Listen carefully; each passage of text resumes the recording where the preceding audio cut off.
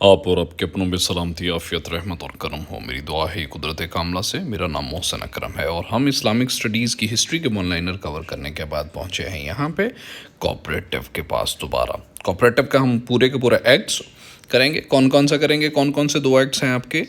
एक तो 1925 का एक्ट है आपके इस सिलेबस के अंदर और दूसरा है 1927 के रूल्स। इससे पहले हम क्या पढ़ेंगे? इससे पहले हम हिस्ट्री ऑफ कोऑपरेटिव मूवमेंट और कोऑपरेटिव टू डेज के बारे में पढ़ेंगे ताकि आपके कॉन्सेप्ट्स क्लियर हो जाएं।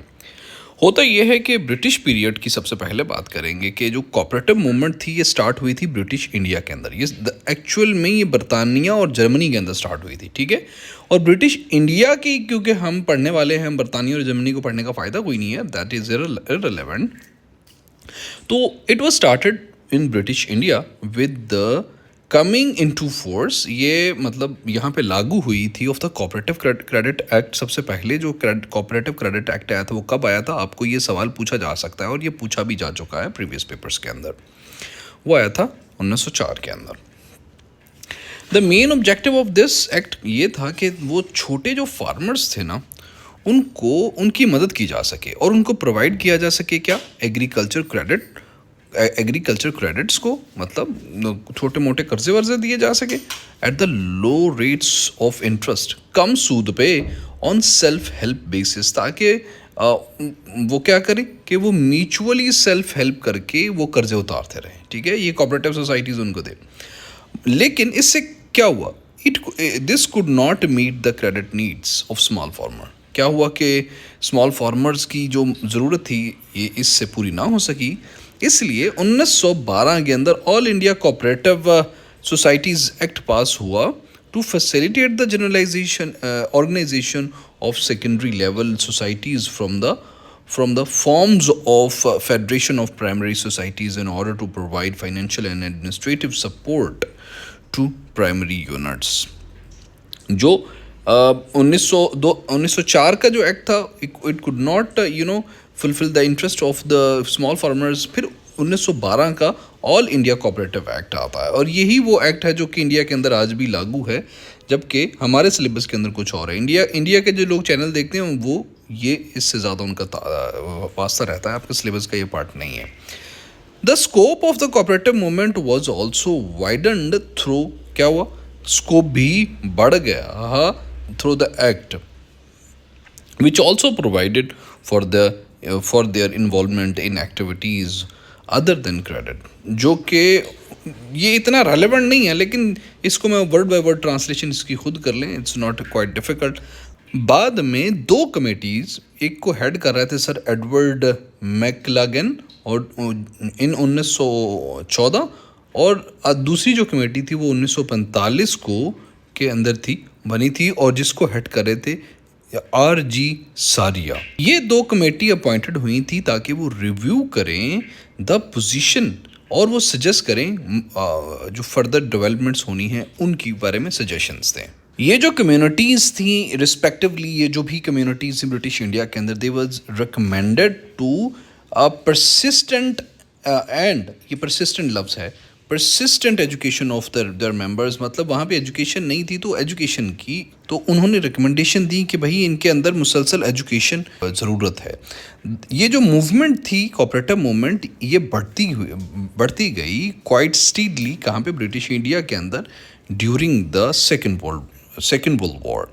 It was use to distribute food, grains and other consumer goods. ये पूछा जा चुका है MCQs के अंदर कि सेकेंड वर्ल्ड वॉर के अंदर जो कोऑपरेटिव हैं वो किस काम, उनका क्या काम रहा, कैसे इस्तेमाल की गई। तो क्योंकि ये कम्युनिटीज़ बनी हुई थी तो ये फूड वगैरह वहाँ पे डिस्ट्रीब्यूशन का काम किया।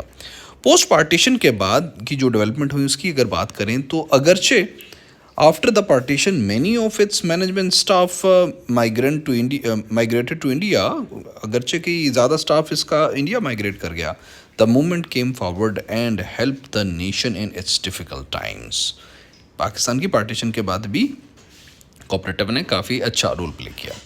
The cooperative movement branched out into diverse fields of commercial activities. फिर ये उसके बाद कमर्शियल एक्टिविटीज़ में चली गई, जैसा कि processing of agriculture produce, procurement and distribution of foods and grains and consumer goods and financing wholesale and retail trades etc. लेकिन 1953 और 54 के अंदर due to inefficiency in the commercial operations और दो कंप्लेंट्स वगैरह की वजह से अबाउट विलफुल मिसमैनेजमेंट, जो कि एक इसके अंदर विलफुल मिसमैनेजमेंट भी थी, गवर्नमेंट डायरेक्टेड, सरकार ने गवर्नमेंट जो डायरेक्ट किया कि ये जो मूवमेंट है ना ये विदड्रॉ हो जाएगी, ये ख़त्म हो जाएगी कमर्शियल फील्ड के अंदर से, क्योंकि मिसमैनेजमेंट वगैरह हो रही है, और इसको असाइन किए गए ट्रेडिशनल टास्क्स वगैरह पाकिस्तान के अंदर। उसके बाद एक अहम वाक़या ये हुआ कि during the 50s one unit create हुआ and as a result the cooperative movement in all the 4 provinces unite हो गई। पहले जब पाकिस्तान बना तो ये अलग अलग सूबों में मुनक़सम हो गई थी, लेकिन ये जो वन यूनिट की वजह से वो यूनाइट हो गई। इससे पहले the structure of the movement was different. इससे पहले सिंध के अंदर अलग कोऑपरेटिव का स्ट्रक्चर था, पंजाब के अंदर NWFP के अंदर, और बलूचिस्तान के अंदर जो है, बलूचिस्तान के अंदर it was almost non existent. Thus, the registrar of one unit of West Pakistan had to face different sets of laws and regulations, क्योंकि भाई वो सडनली वो रेगुलेट हो गई।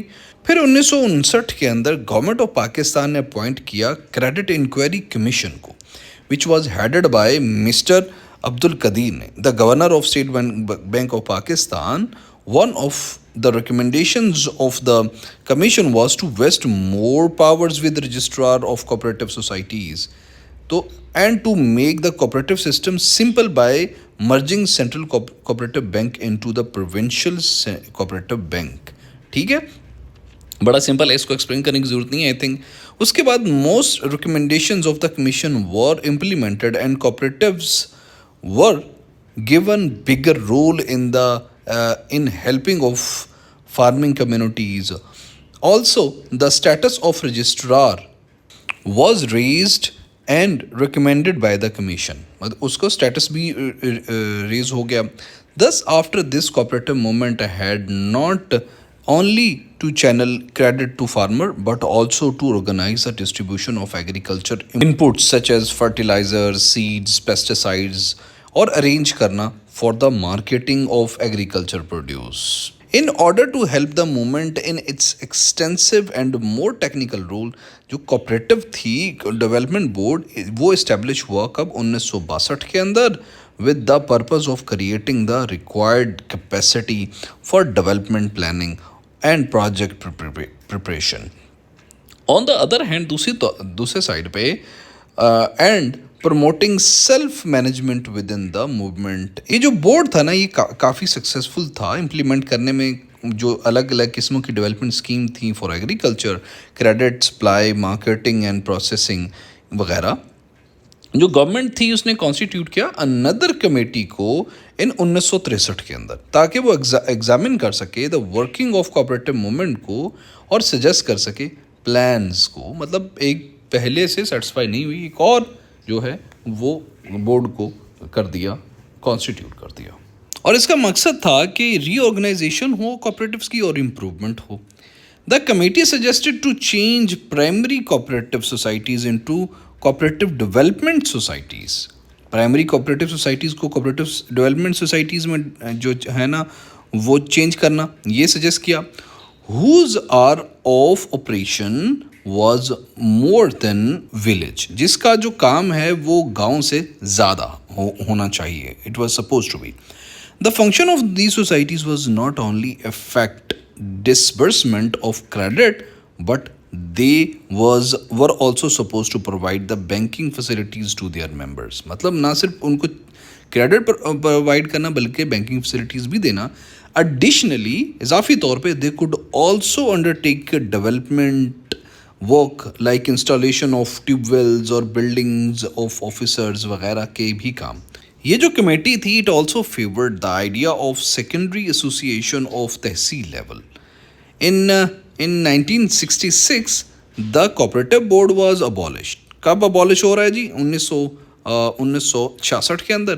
The programs run by the board were either abolished or transferred to private businessmen. Moreover, the ordinance issued by the government in this जो भी issue हुआ था gave more powers to the registrar to recover over dues as areas of land revenues.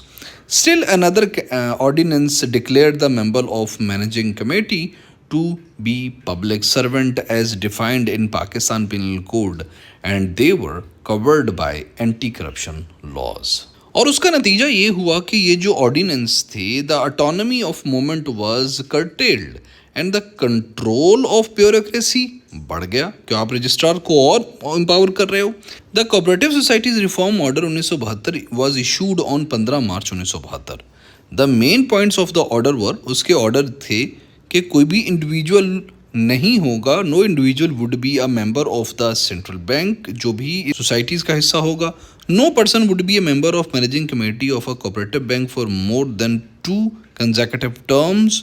No traders would be member of agriculture, credit और marking society.